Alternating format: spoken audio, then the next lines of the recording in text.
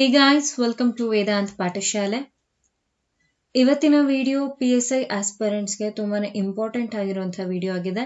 ಇವತ್ತು ನಾನು ಪೇಪರ್ 1 ನ ಬಗ್ಗೆ ಮಾತಾಡ್ತಾ ಇಲ್ಲ. ಇವತ್ತು ನಾನು ಮಾತಾಡೋದಕ್ಕೆ ಬಂದಿರೋದು ಪೇಪರ್ 2 ನ ಬಗ್ಗೆ.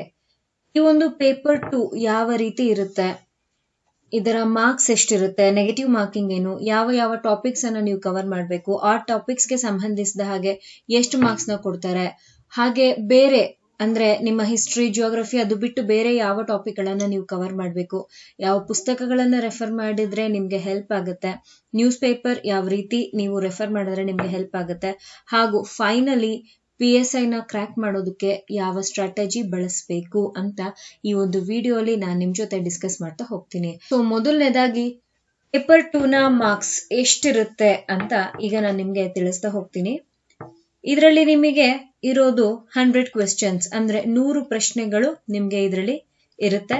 ಆ 100 ಪ್ರಶ್ನೆಗಳಿಗೆ ನಿಮಗೆ 150 ಅಂಕಗಳನ್ನ ಅವಾರ್ಡ್ ಮಾಡಿರ್ತಾರೆ. ಅಲ್ಲಿಗೆ ಒಂದು ಪ್ರಶ್ನೆ is equal to 1.5 marks. So ಒಂದು ಪ್ರಶ್ನೆ 1.5 ಅಂಕಗಳಿಗೆ ಈಕ್ವಲ್ ಆಗಿರುತ್ತೆ. ಈ ಒಂದು ಕಾನ್ಸೆಪ್ಟ್ ನಲ್ಲಿ ನಿಮ್ಮ ಪೇಪರ್ 2 ನ ಮಾರ್ಕ್ಸ್ ಇರುತ್ತೆ, which is nothing but 150 marks. ಈಗ ನಾವು ಮಾತಾಡೋಣ ನೆಗೆಟಿವ್ ಮಾರ್ಕಿಂಗ್ ನ ಬಗ್ಗೆ. ನೆಗೆಟಿವ್ ಮಾರ್ಕಿಂಗ್ ಬಂದು 0.25%. ಅಂದ್ರೆ 1 ಮಾರ್ಕ್ ಏನಾದ್ರೂ ಇತ್ತು ಅಂತಂದ್ರೆ ಅದರಲ್ಲಿ 0.25 ಈಸಿಯಾಗಿ ಕಳಿಬಹುದು. ಆದ್ರೆ ನಿಮ್ಗೆ 1 ಮಾರ್ಕ್ ಇಲ್ಲ, ನಿಮಗಿರೋದು 1.5 ಮಾರ್ಕ್ಸ್. ಸೊ ಹಾಗಾಗಿ ನಿಮಗೆ ಎಷ್ಟು ಕಟ್ ಮಾಡ್ತಾರೆ ಅಂತ ಅಂದ್ರೆ 0.375. ನಂತರ ಈಗ ನಾನು ನಿಮ್ಗೆ ತೋರಿಸ್ತಾ ಇದ್ದೀನಿ ಯಾವ ಟಾಪಿಕ್ಸ್ ಅನ್ನ ನೀವು ರೆಫರ್ ಮಾಡಬೇಕು PSI ಎಕ್ಸಾಮ್ಗೆ, ಹಾಗೂ ಅದರಿಂದ ಎಷ್ಟು ಅಂಕಗಳು ಬರ್ತವೆ ಅಂತ ಈಗ ಹೇಳ್ತೀನಿ. History, geography, polity, Indian economy, current affairs, mental ability, general science, computer, static GK, schemes, ಇಷ್ಟು ಟಾಪಿಕ್ ಗಳಿಂದ ನಿಮಗೆ 100 ಪ್ರಶ್ನೆಗಳನ್ನ ಕೊಡ್ತಾ ಹೋಗ್ತಾರೆ. ಆದ್ರೆ ಯಾವ ಟಾಪಿಕ್ ಇಂದ ಯಾವ ಪ್ರಶ್ನೆ ಅದು ಯಾರಿಗೂ ಕೂಡ ಎಕ್ಸಾಕ್ಟ್ ಆಗಿ ಹೇಳೋಕ್ ಆಗೋದಿಲ್ಲ. ಕೆಲವೊಮ್ಮೆ ಹಿಸ್ಟ್ರಿಯಿಂದ 22 ಕ್ವಶನ್ಸ್ ಕೊಡ್ತಾರೆ, ಆದ್ರೆ ಕೆಲವೊಮ್ಮೆ 10 ಅಥವಾ 8 ಪ್ರಶ್ನೆಗಳನ್ನ ಕೊಡ್ತಾರೆ. ಯಾವಾಗ್ಲೂ ಕಸ್ಟಮೈಸ್ ಹಾಗಾಗಿ ಇಷ್ಟೇ ಅಂತ ನಾವು ಗೆರೆ ಕೂಯ್ದ ಹಾಗೆ ಹೇಳೋದಕ್ಕಾಗೋದಿಲ್ಲ. ಬಟ್ ಒಂದು ಪ್ರಿಡಿಕ್ಟ್ ಮಾಡ್ಬೋದು. ಆ ಪ್ರಿಡಿಕ್ಟ್ ಅನ್ನ ನಾನು ನಿಮ್ಗೆ ಇಲ್ಲಿ ತಿಳಿಸ್ಕೊಡ್ತಾ ಇದ್ದೀನಿ. ಹಿಸ್ಟ್ರಿ ಅಂತ ಬಂದಾಗ ನಿಮ್ಗೆ ಇದರಲ್ಲಿ ಅರೌಂಡ್ 14 to 18 ಕ್ವೆಶ್ಚನ್ಸ್ ಬರಬಹುದಾಗಿದೆ. ನಂತರ ಜಿಯೋಗ್ರಫಿ 8 to 10 ಕ್ವೆಶ್ಚನ್ಸ್, ಪಾಲಿಟಿ ಅಥವಾ ಕಾನ್ಸ್ಟಿಟ್ಯೂಷನ್ ಅಂತ ಏನ್ ಹೇಳ್ತೀವಿ ಅದರಿಂದ ನಿಮಗೆ 8 to 12 ಕ್ವೆಶ್ಚನ್ಸ್ ಬರಬಹುದು. Indian economy 5 to 8 questions. Current affairs sometimes it will reach till 20, sometimes 15, ಹೇಳಕ್ ಸಾಧ್ಯ ಇಲ್ಲ. So I'll go with 15. ಹತ್ತತ್ರ 15 ಪ್ರಶ್ನೆ ಬರಬಹುದು. Mental ability again 10 to 12 questions. General science ಇಲ್ಲಿ ಸ್ವಲ್ಪ ನೀವು ಕಾನ್ಸಂಟ್ರೇಟ್ ಇಟ್ಟು ಪ್ರಾಕ್ಟೀಸ್ ಮಾಡ್ಬೇಕಾಗತ್ತೆ. ಜನರಲ್ ಸೈನ್ಸ್ ತುಂಬಾನೇ ಇಂಪಾರ್ಟೆಂಟ್ ಆಗಿರುವಂತಹ ವಿಷಯ. ಇದರಿಂದ ನಿಮಗೆ ಹತ್ತತ್ರ ಅಗೇನ್ 10 to 14 ಕ್ವೆಶ್ಚನ್ಸ್ ನ ಎಕ್ಸ್ಪೆಕ್ಟ್ ಮಾಡಬಹುದು. ಕಂಪ್ಯೂಟರ್ ಅಂತ ಬಂದಾಗ ಇದರಿಂದ ಏನ್ ಹೆಚ್ಚಾಗಿ ಕೇಳೋದಿಲ್ಲ, ಹಾಗಂತ ಇದನ್ನ ಬಿಡಬಾರ್ದು. ಶಾರ್ಟ್ಕಟ್ ಕೀಸ್ ಇರಬಹುದು, ಅಬ್ರಿವೇಷನ್ಸ್ ಇರಬಹುದು, ಈ ರೀತಿಯಲ್ಲಿ ಕೇಳ್ತಾರೆ, ಇದನ್ನ ಪ್ರಿಪೇರ್ ಆಗಬೇಕು. ಸ್ಟಾಟಿಕ್ GK ಬಗ್ಗೆ ಈ ನಡುವೆ ಹೆಚ್ಚಾಗಿ ಕಾನ್ಸಂಟ್ರೇಟ್ ಮಾಡ್ತಾ ಇರೋ ಕಾರಣ ಇದರಿಂದನೂ ಕೂಡ ನೀವು 10 to 14 ಕ್ವೆಶ್ಚನ್ಸ್ ನ ಎಕ್ಸ್ಪೆಕ್ಟ್ ಮಾಡಬಹುದಾಗಿದೆ. ಗವರ್ಮೆಂಟ್ ಯಾವ್ದಾದ್ರು ಸ್ಕೀಮ್ಸ್ ರಿಲೀಸ್ ಮಾಡಿದೆ ಅಂದ್ರೆ ಅದ್ರ ಮೇಲೂ ಕೂಡ ಕ್ವೆಶ್ಚನ್ಸ್ ರೈಸ್ ಆಗುತ್ತೆ, ಅಲ್ಲೂ ಕೂಡ ನೀವು ಕಾನ್ಸಂಟ್ರೇಟ್ ಮಾಡಬೇಕು. Around we can go for 4 to 6 questions. So ಇಷ್ಟು ಕ್ವೆಶ್ಚನ್ಸ್ ನ ಸ್ಕೀಮ್ಸ್ ಇಂದ ಕೇಳ್ತಾ ಹೋಗ್ತಾರೆ. ಕ್ಲಿಯರಾ? ಇಷ್ಟು ಕಾನ್ಸೆಪ್ಟ್ಸ್ ಅನ್ನ ನೀವು ನಿಮ್ಮ ಪರೀಕ್ಷೆಯಲ್ಲಿ ಎಕ್ಸ್ಪೆಕ್ಟ್ ಮಾಡಬಹುದು. ಆನ್ ದ ಹೋಲ್ ನೀವು ಸ್ವಲ್ಪ ಈ ಒಂದು ಮಾರ್ಕ್ಸ್ ಪ್ಯಾಟರ್ನ್ ಅನ್ನ ಗಮನಿಸಿದ್ರೆ ಒಂದೊಂದು ಕಾನ್ಸೆಪ್ಟ್ ಇಂದ ಮಿನಿಮಮ್ ಅಂತ ಅಂದ್ರೂ 10 ಪ್ರಶ್ನೆಗಳನ್ನ ನೀವು ಎಕ್ಸ್ಪೆಕ್ಟ್ ಮಾಡಬಹುದು. So minimum 10 questions from each topic. Is it clear? ಯಾವ ಟಾಪಿಕ್ ಕೂಡ ಕಡಿಮೆ ಅಲ್ಲ, ಯಾವ ಟಾಪಿಕ್ ಕೂಡ ಜಾಸ್ತಿ ಅಲ್ಲ. ಎಲ್ಲಕ್ಕೂ ಕೂಡ ಎಲ್ಲಾ ಟಾಪಿಕ್ ಗಳಿಂದ ಕೂಡ ನಾವು ಈಕ್ವಲ್ ಆಗಿರುವಂತಹ ಕ್ವೆಶ್ಚನ್ಸ್ ಅನ್ನ ಕಾಣಬಹುದಾಗಿದೆ ನಮ್ಮ ಪರೀಕ್ಷೆಯಲ್ಲಿ. ಸೊ ಇದಾಗಿತ್ತು ಯಾವ ಟಾಪಿಕ್ಸ್ ಹಾಗೂ ಎಷ್ಟು ಮಾರ್ಕ್ಸ್ ಅಂತ. ಈಗ ಅವುಗಳನ್ನ ಬಿಟ್ಟು ನಿಮ್ಮ ಸ್ಟಾಟಿಕ್ GK ಅಂತ ಬಂದಾಗ ಏನೇನು ಕೇಳಬಹುದು ಹಾಗೂ ಯಾವ ವೆಬ್ಸೈಟ್ ನ ರೆಫರ್ ಮಾಡಿದ್ರೆ ನಿಮ್ಗೆ ಹೆಲ್ಪ್ ಆಗುತ್ತೆ ಅಂತ ಇಲ್ಲಿ ನಾನು ತೋರಿಸ್ತಾ ಹೋಗ್ತೀನಿ ಹಾಗೂ ಹೇಳ್ತಾ ಹೋಗ್ತೀನಿ. ಗಮನ ಇಟ್ಟು ನೋಡ್ಕೊಳ್ಳಿ. Head quarters, culture and heritage, appointments, obituaries, rivers and dams, social media, Indian railways, awards, airports, stadium, Indian banking system, RBI, SBI ಅವೆಲ್ಲವೂ ಕೂಡ ಇದರಲ್ಲಿ ಬರುತ್ತೆ. ವಾಟರ್ ಫಾಲ್ಸ್ ಇರಬಹುದು, national highways, power plants, budget. Recent ಆಗಿ ಬಜೆಟ್ ಆಗಿರೋ ಕಾರಣ ಇದ್ರ ಮೇಲೂ ಕೂಡ ಈ ಬಾರಿ ನಿಮ್ಮ ಪರೀಕ್ಷೆಯಲ್ಲಿ ಕೇಳುವಂತ ಚಾನ್ಸಸ್ ಇರುತ್ತೆ. ಇದ್ರ ಬಗ್ಗೆ ಸ್ವಲ್ಪ ಚೆನ್ನಾಗಿ ತಿಳ್ಕೊಂಡು ಹೋಗಿ. ಇದು ಇಷ್ಟೇ ಅಂತ ಹೇಳ್ತಾ ಇಲ್ಲ, ಇದನ್ ಬಿಟ್ಟು ಏನ್ ಬೇಕಾದ್ರೂ ಕೇಳಬಹುದು ಸ್ಟ್ಯಾಟಿಕ್ ಜಿಕೆ ಅಂತ ಬಂದಾಗ. ಸೊ ವರ್ಲ್ಡ್ ಪಂಡಿತ್ ಅಂತ ಒಂದು ವೆಬ್ಸೈಟ್ ಇದೆ, ನೀವು ಬೇಕಿದ್ರೆ ಹೋಗಿ ಗೂಗಲ್ ಅಲ್ಲಿ ಸರ್ಚ್ ಮಾಡಿ ಇದ್ರ ಬಗ್ಗೆ. ಇಲ್ಲಿ ನಿಮಗೆ ಸ್ಟ್ಯಾಟಿಕ್ ಜಿಕೆಗೆ ಸಂಬಂಧಿಸಿದ ಹಾಗಿನ ಎಲ್ಲ ವಿಷಯಗಳು ಕೂಡ ಕವರ್ ಆಗಿದೆ. If you want you can refer this website. So ಇದಾಗಿತ್ತು ಸ್ಟ್ಯಾಟಿಕ್ ಜಿಕೆಯಲ್ಲಿ ಏನೇನು ಎಕ್ಸ್ಪೆಕ್ಟ್ ಮಾಡಬಹುದು, ಹಾಗೆ ಯಾವ ಒಂದು ವೆಬ್ಸೈಟ್ ನ ರೆಫರ್ ಮಾಡಿದ್ರೆ ನಿಮಗೆ ಹೆಲ್ಪ್ ಆಗುತ್ತೆ ಅನ್ನೋದು. ಈಗ ನಾನು ನಿಮ್ಗೆ ಯಾವ ಪುಸ್ತಕಗಳನ್ನ ರೆಫರ್ ಮಾಡಿದ್ರೆ ಹೆಲ್ಪ್ ಆಗುತ್ತೆ ಅಂತ ಹೇಳ್ತಾ ಹೋಗ್ತೀನಿ. ಮೊದಲನೇದು ಹಿಸ್ಟ್ರಿ, ಇತಿಹಾಸ. ಕನ್ನಡ ಮೀಡಿಯಂ ಬುಕ್ಸ್ ಅನ್ನ ನೀವು ರೆಫರ್ ಮಾಡ್ತಾ ಇದ್ದೀರಾ ಅಂತ ಇದ್ದಲ್ಲಿ you can go for Somu Dundigere. ಹಾಗೆ ನೀವು ಇದರೊಂದಿಗೆ ಟೆಕ್ಸ್ಟ್ ಬುಕ್ಸ್ ಅನ್ನು ಕೂಡ ರೆಫರ್ ಮಾಡಬೇಕು. 5th ಸ್ಟ್ಯಾಂಡರ್ಡ್ ಇಂದ 10th ಸ್ಟ್ಯಾಂಡರ್ಡ್ ವರ್ಗಿನ ಸೋಷಿಯಲ್ ಸೈನ್ಸ್ ಟೆಕ್ಸ್ಟ್ ಬುಕ್ ಅನ್ನ ರೆಫರ್ ಮಾಡ್ಕೊಳ್ಬಹುದು ಕನ್ನಡ ಮೀಡಿಯಂ ಅಂತ ಆದ್ರೆ. ಇದರೊಂದಿಗೆ ನೀವು 2nd PUC ಯ ಹಿಸ್ಟ್ರಿ ಬುಕ್ ಅನ್ನು ಕೂಡ ರೆಫರ್ ಮಾಡ್ಕೊಳ್ಬಹುದಾಗಿದೆ. ಸಪೋಸ್ ನೀವೇನಾದ್ರೂ ಇಂಗ್ಲಿಷ್ ಮೀಡಿಯಂ ಅವರಿದ್ದೀರಾ ಅಂತ ಇದ್ದಲ್ಲಿ ನೀವು ಕೂಡ ಸ್ಟೇಟ್ ಬುಕ್ ಆಗಿರುವಂತಹ ಸೋಷಿಯಲ್ ಸೈನ್ಸ್ ಟೆಕ್ಸ್ಟ್ ಬುಕ್ ಅನ್ನ ರೆಫರ್ ಮಾಡಬಹುದು. 7th ಇಂದ 10th ವರೆಗೂ ನೀವು ಟೆಕ್ಸ್ಟ್ ಬುಕ್ ಅಲ್ಲಿ ಓದ್ಕೋಬೇಕಾಗಿದೆ. ಇದಲ್ಲದೆ ಯಾವ ಆಥರ್ ಅಂತ ಅಂದ್ರೆ, ಇದಲ್ಲದೆ ನೀವು ಹರಿಯಂತ್ ಪಬ್ಲಿಕೇಶನ್ಸ್ ಏನ್ ಬರುತ್ತೆ ಇವರ ಒಂದು ಬುಕ್ ಅನ್ನ ಕೂಡ ಪರ್ಚೇಸ್ ಮಾಡಿ ನಿಮ್ಮ ಪರೀಕ್ಷೆಗೆ ತಯಾರಿಯನ್ನ ನಡೆಸ್ಕೊಳ್ಬಹುದಾಗಿದೆ. ಸೊ ಇದು ಹಿಸ್ಟ್ರಿಯ ಬಗ್ಗೆ ಆಯ್ತು. ನೆಕ್ಸ್ಟ್ ಈಗ ಸೈನ್ಸ್ ಬಗ್ಗೆ ನೋಡ್ತಾ ಹೋಗೋಣ. ರೀಸೆಂಟ್ ಆಗಿ 4G ಸೈನ್ಸ್ ಇಂದ ಪ್ರಶ್ನೆಗಳು ಹೆಚ್ಚಾಗಿ ಬರ್ತಾ ಇರೋ ಕಾರಣ ನೀವು 4G ಸೈನ್ಸ್ ಅನ್ನ ರೆಫರ್ ಮಾಡಬಹುದು. ಸಪೋಸ್ ನಿಮ್ಗೆ ಸೈನ್ಸ್ ನ ಬಗ್ಗೆ ಅಷ್ಟಾಗಿ ನಾಲೆಜ್ ಇಲ್ಲ, let me take an example. ನೀವೇನಾದ್ರೂ ಕಾಮರ್ಸ್ ಸ್ಟೂಡೆಂಟ್ ಆಗಿದ್ದೀರಾ, ಇವನ್ ನಾನು ಕೂಡ ಕಾಮರ್ಸ್ ಸ್ಟೂಡೆಂಟ್, ನನಗೂ ಕೂಡ ಸೈನ್ಸ್ ನ ಬಗ್ಗೆ ಯಾವ ಒಂದು like basic okay 8th 7th 9th 10th ಅಲ್ಲೆಲ್ಲ ನಾವು ನೋಡಿರ್ತೀವಿ, ಆದ್ರೆ ನಮ್ಗೆ ಎಕ್ಸಾಕ್ಟ್ ಆಗಿ ಗೊತ್ತಿಲ್ಲ. ಮೋರೋವರ್ ನಮಗ್ ನೆನಪು ಇರಲ್ಲ, ಓದಿ ತುಂಬಾ ವರ್ಷ ಆಗಿದೆ. ಅದಾದ್ಮೇಲೆ ನೀವೇನಾದ್ರೂ ಆರ್ಟ್ಸ್ ಸ್ಟೂಡೆಂಟ್ ಆಗಿದ್ದೀರಾ ಅಂದ್ರೆ ನಮ್ಮಿಬ್ರಿಗೂ ಕೂಡ ಏನಾಗುತ್ತೆ ಅಂದ್ರೆ 0 ಲೆವೆಲ್ ನಾಲೆಜ್ ಇರುತ್ತೆ ಈ ಒಂದು ಸೈನ್ಸ್ ನ ಬಗ್ಗೆ. ಸೊ ಹಾಗಾಗಿ ನೀವೇನ್ ಮಾಡ್ಬೇಕಾಗುತ್ತೆ ಅಂತ ಅಂದ್ರೆ 7th standard 8th standard 9th ಹಾಗೂ 10th ಈ 4 ಸ್ಟ್ಯಾಂಡರ್ಡ್ ನ ಸೈನ್ಸ್ ಪುಸ್ತಕಗಳನ್ನ ಖರೀದಿ ಮಾಡಿ ಗವರ್ಮೆಂಟ್ ಬುಕ್ ಅನ್ನ ನೀವು ರೆಫರ್ ಮಾಡ್ಕೊಳ್ಬಹುದು. ತುಂಬಾನೇ ಬೇಸಿಕ್ ಇಂದ ಇರುತ್ತೆ. So that will help you. It's both for Kannada and English medium. Next ಈಗ ನಾನು ನಿಮ್ಗೆ ತಿಳಿಸ್ತಾ ಹೋಗೋದು ಎಕನಾಮಿಕ್ಸ್ ನ ಬಗ್ಗೆ. ಯಾವ ಒಂದು ಬುಕ್ ಅನ್ನ ರೆಫರ್ ಮಾಡಬೇಕು, ಯಾವ ಸ್ಟ್ಯಾಂಡರ್ಡ್ ಇಂದ ನೀವು ಓದಿದ್ರೆ ನಿಮ್ಗೆ ಹೆಲ್ಪ್ ಆಗುತ್ತೆ ಅಂತ ಹೇಳ್ತಾ ಹೋಗ್ತೀನಿ. ನೀವು ಸ್ಟೇಟ್ PU ಟೆಕ್ಸ್ಟ್ ಬುಕ್ ಗಳನ್ನ ಇದಕ್ಕೆ ರೆಫರ್ ಮಾಡಬೇಕಾಗತ್ತೆ. It is for both Kannada medium and English medium, ಇಬ್ಬರಿಗೂ ಕೂಡ ಇದು ಅಪ್ಲೈ ಆಗುತ್ತೆ. ಸಪೋಸ್ ಇಂಗ್ಲಿಷ್ ಮೀಡಿಯಂ ಅವ್ರು ಯಾವ್ದಾದ್ರು ಬುಕ್ ಅಂತ ಕೇಳ್ತಾ ಇದ್ದೀರಾ ಅಂದ್ರೆ ನೀವು ಸಂಜೀವ್ ವರ್ಮಾ ಈ ಒಂದು ಪುಸ್ತಕವನ್ನ ಕೂಡ ರೆಫರ್ ಮಾಡ್ಕೊಳ್ಬಹುದಾಗಿದೆ.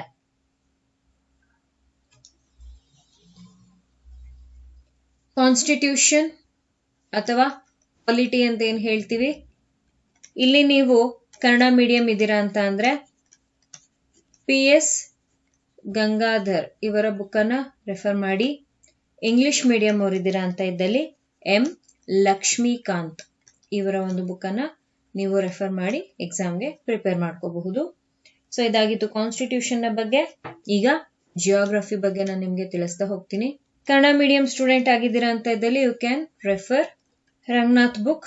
ಟೆಕ್ಸ್ಟ್ ಬುಕ್ ಅಂತ ಬಂದಾಗ you can refer 8th to 10th text books Kannada medium ಅವರು. ಸಪೋಸ್ ಇಂಗ್ಲಿಷ್ ಮೀಡಿಯಂ ಸ್ಟೂಡೆಂಟ್ ಇದ್ದೀರಾ ನೀವು ಅಂತ ಇದ್ದಲ್ಲಿ you can refer NCERT book which is from 6th to 12th 6th ಇಂದ 12th ವರ್ಗಿನ NCERT ಬುಕ್ಸ್ ಅನ್ನ ಇಂಗ್ಲಿಷ್ ಮೀಡಿಯಂ ಅವರು ಓದ್ಕೋಬಹುದಾಗಿದೆ. ಇದಲ್ಲದೆ ಇದ್ರ ಜೊತೆಯಲ್ಲಿ 1st PUC ಬುಕ್ ಅನ್ನು ಕೂಡ ನೀವು ರೆಫರ್ ಮಾಡ್ಕೋಬಹುದು. ಜಿಯೋಗ್ರಫಿ ಆದ್ಮೇಲೆ let's have a look on mental ability. Mental ಎಬಿಲಿಟಿಗೆ ನೀವು ಗುರುರಾಜ್ ಬುಲ್ಬುಲೆ ಇವರ ಬುಕ್ ಅನ್ನ ರೆಫರ್ ಮಾಡಬಹುದಾಗಿದೆ. ಇದು ಕನ್ನಡ ಮೀಡಿಯಂ ನಲ್ಲಿದೆ ಬುಕ್. ಹಾಗೆ ಚಾಣಕ್ಯ ಪಬ್ಲಿಕೇಶನ್ ಇವರ ಒಂದು ಬುಕ್ ಅನ್ನು ಕೂಡ ರೆಫರ್ ಮಾಡ್ಕೋಬಹುದು. ಇದು ಕನ್ನಡ ಮೀಡಿಯಂ ಸ್ಟೂಡೆಂಟ್ಸ್ಗೆ. ಇಂಗ್ಲಿಷ್ ಮೀಡಿಯಂ ಸ್ಟೂಡೆಂಟ್ಸ್ಗೆ RS ಅಗರ್ವಾಲ್ ಬುಕ್ ತುಂಬಾ ಬೇಸಿಕ್ ಇಂದ ಆ ಒಂದು ಪುಸ್ತಕದಲ್ಲಿ ತುಂಬಾ ಬ್ರೀಫ್ ಆಗಿ ಬರೆದು ಒಂದೊಂದು ಸ್ಟೆಪ್ ಅನ್ನು ಕೂಡ ಹೇಳ್ಕೊಟ್ಟಿದ್ದಾರೆ. ಸೊ ಇಂಗ್ಲಿಷ್ ಮೀಡಿಯಂ ಸ್ಟೂಡೆಂಟ್ಸ್ ಅದನ್ನ ರೆಫರ್ ಮಾಡ್ಕೋಬಹುದು. ಇಂಗ್ಲಿಷ್ ಮೀಡಿಯಂ ಅಂತಾನೆ ಅಲ್ಲ, ಇವನ್ ಕನ್ನಡ ಮೀಡಿಯಂ ಸ್ಟೂಡೆಂಟ್ಸ್ ಕೂಡ ಅದನ್ನ ಪರ್ಚೇಸ್ ಮಾಡ್ಕೊಂಡು ಅವ್ರ ಎಕ್ಸಾಮ್ಗೆ ತಯಾರಿಯನ್ನು ನಡೆಸ್ಕೋಬಹುದು. Next let's have a look on computer. So computer ಅಂತ ಬಂದಾಗ ಹೈಸ್ಕೂಲ್ ಟೆಕ್ಸ್ಟ್ ಬುಕ್ಸ್ ಏನ್ ಬರ್ತವೆ ನೀವು ಅದನ್ನ ರೆಫರ್ ಮಾಡಿ. ಇದಲ್ದೆ ದೃಷ್ಟಿ ಪಬ್ಲಿಕೇಶನ್ಸ್ ಅವರು ಬಿಟ್ಟಿದ್ದಾರೆ ಒಂದು ಬುಕ್ ಕಂಪ್ಯೂಟರ್ದು, ಅದನ್ನು ಕೂಡ ನೀವು ರೆಫರ್ ಮಾಡ್ಕೋಬಹುದು. ಕಂಪ್ಯೂಟರ್ ಅಲ್ಲಿ ಏನೇನು ಓದ್ಬೇಕು ಅಂತ ಇಲ್ಲಿ ನಾನು ಹೇಳ್ತೀನಿ ನಿಮ್ಗೆ. ಶಾರ್ಟ್ ಕಟ್ ಕೀಸ್ ಬರುತ್ತೆ ಕಂಪ್ಯೂಟರ್ ಅಲ್ಲಿ, ಅದನ್ನ ನೀವು ರೆಫರ್ ಮಾಡ್ಕೊಳ್ಳಿ, ವೆರಿ ಇಂಪಾರ್ಟೆಂಟ್ ಇದು. ಇದಲ್ದೆ ನಿಮ್ಗೆ ಅಬ್ರಿವೇಶನ್ಸ್ ಅನ್ನ ಕೇಳುವಂತ ಚಾನ್ಸಸ್ ಇರುತ್ತೆ, ಅದನ್ನ ಕೂಡ ರೆಫರ್ ಮಾಡಿ. ಹಾಗೆ ಜನರೇಷನ್ಸ್ ನ ಬಗ್ಗೆ ತಿಳ್ಕೊಳ್ಳಿ, ಕಂಪ್ಯೂಟರ್ ಜನರೇಷನ್ಸ್ ತುಂಬಾ ಇಂಪಾರ್ಟೆಂಟ್ ಆಗುತ್ತೆ. ಸೊ ಹೀಗೆ ಇದರಲ್ಲಿ ನಿಮ್ಗೆ ಕ್ವೆಶ್ಚನ್ಸ್ ಅರೈಸ್ ಆಗ್ತಾ ಹೋಗುತ್ತೆ. ಈಗ ಮಾತಾಡೋಣ ಕರೆಂಟ್ ಅಫೇರ್ಸ್ ನ ಬಗ್ಗೆ. ಕರೆಂಟ್ ಅಫೇರ್ಸ್ ಅಂತ ಬಂದಾಗ ಯಾವ ಬುಕ್ ಅಂತ ನೀವು ಹೋಗೋದಕ್ಕಿಂತಲೂ ಹೆಚ್ಚಾಗಿ ಯಾವ ನ್ಯೂಸ್ ಪೇಪರ್ ಅಂತ ನೀವು ಯೋಚನೆ ಮಾಡ್ಬೇಕಾಗತ್ತೆ. ನ್ಯೂಸ್ ಪೇಪರ್ ಅಂದ್ರೆ ಯಾವುದೋ ಒಂದ್ ಪೇಪರ್ ಓದಿದ್ರೆ ನಿಮ್ಗೆ ಕರೆಂಟ್ ಅಫೇರ್ಸ್ ಕವರ್ ಆಗುತ್ತೆ ಅನ್ನೋದು ಸುಳ್ಳು. ನೀವು 2 ನ್ಯೂಸ್ ಪೇಪರ್ಗಳನ್ನು ಓದ್ಬೇಕಾಗತ್ತೆ. ಕನ್ನಡ ಅಂತ ಬಂದಲ್ಲಿ ಒಂದು ಪ್ರಜಾವಾಣಿ, ಇದರೊಂದಿಗೆ ವಿಜಯ ಕರ್ನಾಟಕ. ಇಂಗ್ಲಿಷ್ ಅಂತ ಬಂದಾಗ you can go for the Hindu. Current affairs ಎಷ್ಟು ದಿನದ ಓದ್ಬೇಕು ಅಂತ ನಿಮ್ಮಲ್ಲಿ ಪ್ರಶ್ನೆ ಇದ್ರೆ, ನೀವು 1 ವರ್ಷದ ಕರೆಂಟ್ ಅಫೇರ್ಸ್ ನ ನೋಟ್ಸ್ ಮಾಡಿ ಇಟ್ಕೋಬೇಕಾಗತ್ತೆ, ಅಥವಾ ಪೇಪರ್ ಕಟಿಂಗ್ಸ್ ಇದ್ರೂ ಪರವಾಗಿಲ್ಲ, ಇಟ್ಸ್ ಯುವರ್ ವಿಶ್. ನಿಮ್ಗೆ ಹೇಗ್ ನೆನಪಿರುತ್ತೆ ಹಾಗೆ ಅದನ್ನ ರೆಡಿ ಮಾಡಿ ಇಟ್ಕೊಳ್ಳಿ. ಮಿನಿಮಮ್ 1 ವರ್ಷದ್ದು ಇರ್ಬೇಕಾಗತ್ತೆ, ಅಂದ್ರೆ ನೋಟಿಫಿಕೇಶನ್ ಅವಾಗ ಬಂದಿರುತ್ತೆ ಅವಾಗಿನ 1 ವರ್ಷದ ಹಿಂದಿಂದು ನೀವು ಕರೆಂಟ್ ಅಫೇರ್ಸ್ಗೆ ಸಂಬಂಧಿಸಿದ ಹಾಗೆ ನೋಟ್ಸ್ ಆದ್ರೂ ಮಾಡ್ಕೊಳ್ಳಿ, ಪೇಪರ್ ಕಟಿಂಗ್ಸ್ ಆದ್ರೂ ಮಾಡಿ ಇಟ್ಕೊಳ್ಳಿ. That will be very very helpful to you. ಇದಲ್ದೆ ಕರೆಂಟ್ ಅಫೇರ್ಸ್ ಗೆ ಸಂಬಂಧಿಸಿದ ಹಾಗೆ ಯಾವ್ದಾದ್ರು ಮಾಕ್ ಟೆಸ್ಟ್ ನಡೀತಾ ಇದ್ದಲ್ಲಿ ಅದನ್ನು ಕೂಡ ತಗೊಳ್ಳಿ. It will be like a revision to you. Is it clear? ಇದು ನ್ಯೂಸ್ ಪೇಪರ್ ವಿಷಯ ಆಯ್ತು. ಸಪೋಸ್ ಯಾವ ಮ್ಯಾಗಝಿನ್ ಅನ್ನ ನಾವು ಕರೆಂಟ್ ಅಫೇರ್ಸ್ಗೆ ರೆಫರ್ ಮಾಡಬೇಕು ಅಂತ ನಿಮ್ಮಲ್ಲಿ ಪ್ರಶ್ನೆ ಇದ್ರೆ, ಯು ಕ್ಯಾನ್ ಗೋ ಫಾರ್ ಸ್ಪರ್ಧಾ ವಿಜೇತ. ಈ ಒಂದು ಮ್ಯಾಗಝಿನ್ ಅನ್ನ ನೀವು ನಿಮ್ಮ ಪರೀಕ್ಷೆಗೆ ರೆಫರ್ ಮಾಡಬಹುದಾಗಿದೆ. ಇಂಗ್ಲಿಷ್ ಮೀಡಿಯಂ ಇದ್ದೀರಾ ಅಂತ ಇದ್ದಲ್ಲಿ you can go for Yojana magazine. So this will be helpful for you. Clear? ಈಗ ನಾನು ನಿಮ್ಗೆ ಸ್ಟ್ರಾಟಜಿ ಹೇಗೆ ಮಾಡ್ಕೊಳ್ಳೋದು ಅಂತ ಹೇಳ್ತಾ ಹೋಗ್ತೀನಿ. ನಾನು ಹಿಂದಿನ ವಿಡಿಯೋಲ್ಲೂ ಹೇಳಿದ್ದೆ, ಇಲ್ಲೂ ಕೂಡ ಹೇಳ್ತಾ ಇದ್ದೀನಿ, kindly don't go for short notes ಕಡೆ ನೀವು ತಿರುಗಿ ಕೂಡ ನೋಡಬಾರ್ದಾಗಿದೆ. ಈ ಶಾರ್ಟ್ ನೋಟ್ಸ್ ನಿಮ್ಗೆ ಯಾವಾಗ ಉಪಯೋಗ ಆಗುತ್ತೆ ಅಂದ್ರೆ, ನೀವು ಫುಲ್ ಕಂಪ್ಲೀಟ್ ಆಗಿ ಪ್ರಿಪೇರ್ ಆದ್ಮೇಲೆ. ಯಾರಾದ್ರೂ ಈಗ ನಾನು ತಿಳಿಸ್ಕೊಟ್ನಲ್ಲ ಬುಕ್ಸ್ ಗಳನ್ನ ಪರ್ಚೇಸ್ ಮಾಡಿ ಓದ್ತೀನಿ ಅನ್ನೋರು ಇದ್ದೀರಾ ಅಂತ ಇದ್ದಲ್ಲಿ ನಿಮಗೆ ಶಾರ್ಟ್ ನೋಟ್ಸ್ ಅಲ್ಲ. ಫಸ್ಟ್ ಕಂಪ್ಲೀಟ್ ಆಗಿ ವಿಷಯವನ್ನ ತಿಳ್ಕೊಳ್ಳಿ. ವಿಷಯವನ್ನ ತಿಳ್ಕೊಂಡಿದ್ದಾದ್ಮೇಲೆ ರಿವಿಷನ್ ನ ಟೈಮಲ್ಲಿ you can go for short notes. ಅದು ಬೇರೆಯವ್ರು ಮಾಡಿರೋ ಶಾರ್ಟ್ ನೋಟ್ಸ್ ನ ರೆಫರ್ ಮಾಡಕ್ ಹೋಗ್ಬೇಡಿ. ನಿಮಗ್ ಬೇಕು, ಮರ್ತೋಗ್ತೀನಿ ಅಂತ ಅನ್ನಿಸ್ದಲ್ಲಿ ನೀವು ಶಾರ್ಟ್ ನೋಟ್ಸ್ ನ ಮಾಡ್ಕೊಳ್ಳಿ. ಸೊ ನಿಮ್ಮ ಸ್ಟ್ರಾಟಜಿಯಲ್ಲಿ ಶಾರ್ಟ್ ನೋಟ್ಸ್ ಇರಬಾರ್ದು, ಮೊದಲಿಗೆ ನೀವು ಇದನ್ನ ತೆಗೆದು ಹಾಕ್ಬೇಕಾಗತ್ತೆ. Next, without preparation you should not take mock test. ಯಾವುದೇ ರೀತಿಯಾದಂತಹ ಮಾಕ್ ಟೆಸ್ಟ್ ಅನ್ನ ಪ್ರಿಪರೇಷನ್ಗೂ ಮುಂಚೆನೆ ತಗೊಳ್ಳೋದಕ್ಕೆ ಹೋಗ್ಬೇಡಿ. ಆ ರೀತಿ ಮಾಡಿದಾಗ ಏನಾಗುತ್ತೆ ಅಂದ್ರೆ, ಒಂದು ಎಲ್ಲೋ ಮನ್ಸಲ್ಲಿ ಬೇಜಾರಾಗುತ್ತೆ, ಅಥವಾ ನೀವು ಅರ್ಧಂಬರ್ಧ ಪ್ರಿಪೇರ್ ಆಗಿರ್ತೀರಾ, ಅವಾಗ ಮಾಕ್ ಟೆಸ್ಟ್ ತಗೊಳಕ್ ಹೋಗ್ತೀರಾ. You should never do that, because ಅದೆಲ್ಲವೂ ಕೂಡ ಏನಾಗುತ್ತೆ ಅಂದ್ರೆ ನಿಮ್ಮ ಆತ್ಮಸ್ಥೈರ್ಯವನ್ನ ಕುಗ್ಗಿಸ್ತಾ ಹೋಗುತ್ತೆ. ಅಯ್ಯೋ ನನಗೆ ಗೊತ್ತಾಗ್ಲಿಲ್ವಲ್ಲ, ನನಗೆ ಇಷ್ಟು ಕಡಿಮೆ ಮಾರ್ಕ್ಸ್ ಬಂತಲ್ಲ, ನಾನು ಹೇಗ್ ಪ್ರಿಪೇರ್ ಆಗೋದು ಅನ್ನೋಂತಹ ಪ್ರಶ್ನೆಗಳು ನಿಮ್ ತಲೆ ತುಂಬಿದಾಗ ನಿಮ್ಗೆ ಓದ್ಕೊಳ್ಳೋದಕ್ಕೆ ಸಾಧ್ಯ ಇಲ್ಲ. ಕಂಪ್ಲೀಟ್ ಆಗಿ ನೀವು ಎಲ್ಲಾ ರೀತಿಯಲ್ಲೂ ರೆಡಿ ಆದಾಗ ಮಾತ್ರ ಮಾಕ್ ಟೆಸ್ಟ್ ಅನ್ನ ತಗೊಳ್ಬೇಕಾಗುತ್ತೆ. ಸೊ ಇದಾಗಿತ್ತು ನೀವು ಏನು ಮಾಡಬಾರ್ದು ಅಥವಾ ನಿಮ್ಮ ಸ್ಟ್ರಾಟಜಿಯಲ್ಲಿ ಏನಿರಬಾರ್ದು ಅಂತ. ಈಗ ನಾನು ನಿಮ್ಗೆ ತಿಳಿಸ್ತಾ ಹೋಗ್ತೀನಿ ನಿಮ್ಮ ಸ್ಟ್ರಾಟಜಿಯಲ್ಲಿ ಏನಿರ್ಬೇಕು ಅಂತ. ಎಷ್ಟು ಹೊತ್ತು ಓದ್ಬೇಕು ಅನ್ನುವಂತ ಒಂದು ಪ್ರಶ್ನೆ ಇದೆ. ನಾವು ಹೇಳ್ಬಹುದು ನೀವು ಇಷ್ಟೊತ್ತೇ ಓದಿ ಅಂತ, but it depends on student mind set. ಹಾಗೆ ಎಷ್ಟು ನಿಮಗೆ ನೆನಪಿರುತ್ತೆ ಅದ್ರ ಮೇಲೆ ಕೂಡ ಇದು ಡಿಪೆಂಡ್ ಆಗಿರುತ್ತೆ. ಇವಾಗ example I can say you can and you should read for minimum 8 to 10 hours. ನೀವು ಓದ್ಬೇಕಾಗತ್ತೆ, ಅದರ ಅವಶ್ಯಕತೆ ಇರುತ್ತೆ. ಆದ್ರೆ ಇಷ್ಟ ಹೊತ್ತು ಓದ್ಬಿಟ್ಟು ನಿಮ್ಗೇನು ನೆನಪಿಲ್ಲ ಅಥವಾ ಅರ್ಧಂಬರ್ಧ ನೆನಪಿದೆ ಅಂತ ಇದ್ದಲ್ಲಿ there is no use at all. So ಹಾಗಾಗಿ ನೀವೇನ್ ಮಾಡ್ಬೇಕಾಗತ್ತೆ ಅಂತಂದ್ರೆ, ಮೊದಲಿಗೆ ನೋಡಿ ನಿಮ್ಗೆ ಎಷ್ಟೊತ್ತು ಓದಿದ್ರೆ ನೀವು ಓದಿರೋದು ಎಲ್ಲವೂ ಕೂಡ ನಿಮಗೆ ನೆನಪಿರುತ್ತೆ ಅಂತ. ನಿಮ್ಮ ಒಂದು ಮೈಂಡ್ ಸೆಟ್ ನ ಮೇಲೆ ಇಷ್ಟು ಗಂಟೆ ನಾನು ದಿನಕ್ಕೆ ಓದ್ಬಲ್ಲೆ ಅಂತ ಅನ್ನಿಸ್ದಾಗ ಸೆಟ್ ಮಾಡ್ಕೊಳ್ಬಹುದು. ಸಪೋಸ್ ನೀವು ನನ್ನ ಕೇಳಿದ್ರೆ ಎಷ್ಟೊತ್ತು ಓದ್ಬೇಕಾಗತ್ತೆ ಅಂತ, as I have mentioned here, you need to go with 8 to 10 hours.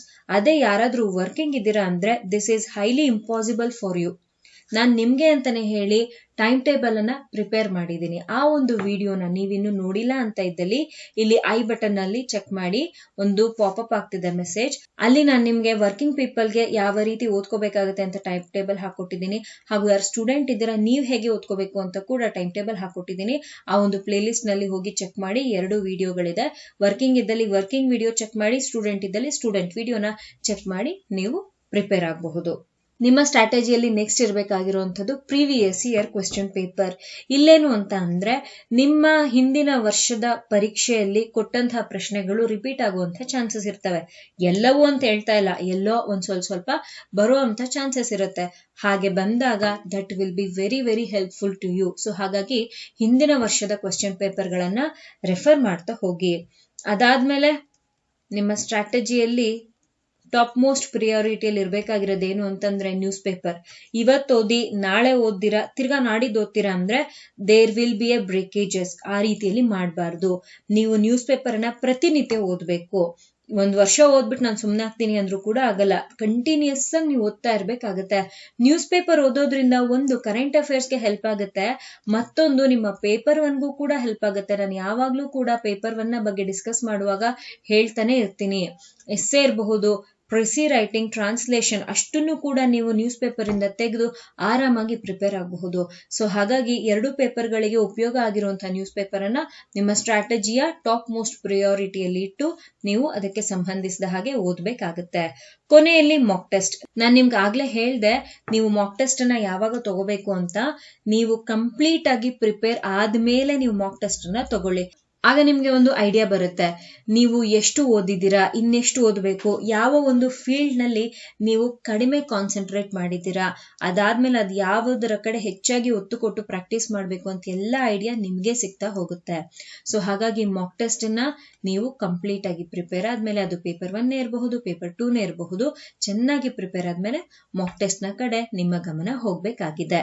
So ಇದಾಗಿತ್ತು ಪೇಪರ್ 2ಗೆ ಸಂಬಂಧಿಸಿದ ಹಾಗಿನ ಒಂದು ಸಣ್ಣ ವಿಡಿಯೋ. ಯಾರ್ಯಾರು PSI ಬಿಗಿನರ್ಸ್ ಇದ್ದೀರಾ ಅವರಿಗೆ ಈ ಒಂದು ವಿಡಿಯೋ ಹೆಲ್ಪ್ ಆಗ್ಲಿ ಅಂತ ಹೇಳಿ ಮಾಡಿದ್ದು.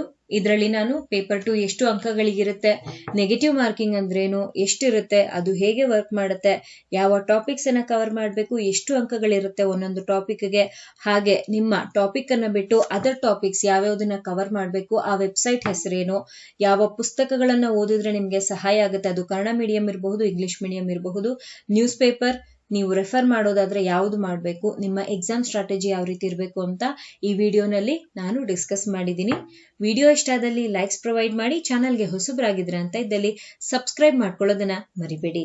Thank you guys, happy learning.